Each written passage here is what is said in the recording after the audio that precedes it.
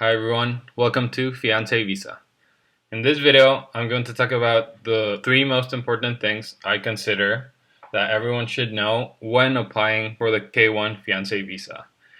You should really consider these three things before even applying for the Fiance Visa.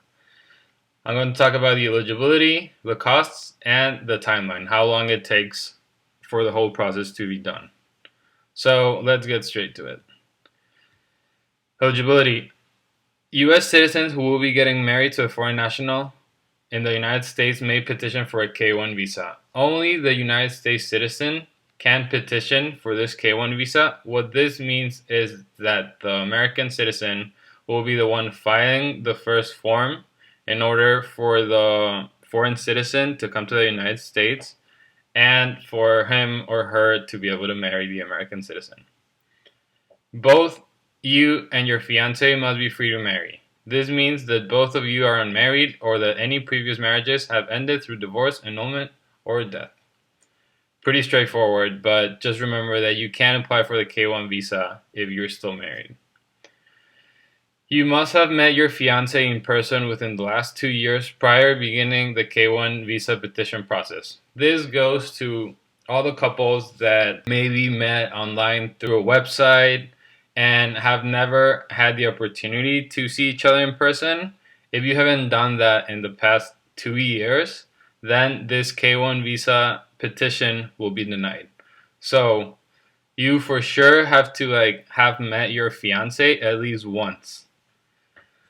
So the three things are the American files for the petition, both of you have to be unmarried, and both of you have to have met each other in the past 2 years in person in order for the K1 visa petition to be approved.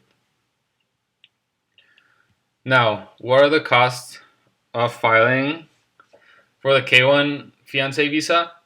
So, the first form the American citizen is going to file is called the I-129F. These forms are provided by the USCIS on their website and they're completely free. However, there is a cost of filing. It's what it costs for the people to process your petition, but the form itself is free. But the cost as of today, $535. Keep in mind that these forms change every now and then depending on the current law. So I'll leave a link to the USCIS website so you can check what the latest price of filing the form is. Then after filing, and if the petition does get approved, then the foreign citizen has to get a medical exam. This medical exam has to be done by specialized hospitals approved by the United States Consulate in the foreign national country. This medical exam, it costs around $300 and it can cost more depending on the amount of vaccinations the foreign citizen does not have. So the USA government requires all foreign people to be vaccinated before entering and living in the United States. So depending on your country, these costs vary, but they're around $300. Another cost that you should consider are the costs of flying to the consulate in your country. I'm talking about the foreign national. Why am I talking about this? Because many of the consulates are not in the main cities of the foreign countries.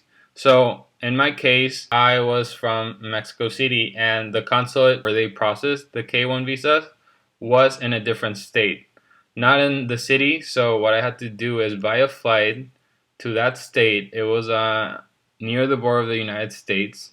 So I had to buy a flight there, $150, and then a flight back, another $150. So $300 for just the flight in order to attend my interview after my K1 visa petition was filled.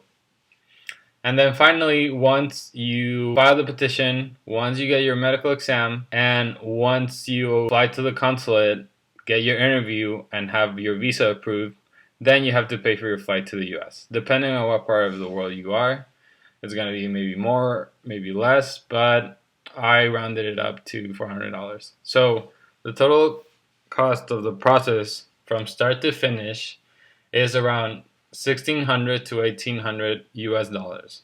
Keep that in mind because those costs are only to file and to get the K1 visa. Obviously, once you're in the United States, you still have to get married, you still have to apply for the green card, and those are other costs that add up. So just keep that in mind.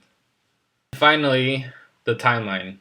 People always wonder how long it takes from start to finish, from filing the petition to get into the US and marrying their fiance. So, from the time the US citizen files the petition, that means when the US citizen files the I-129F, it takes around 3 to 4 months for this step of the process to end.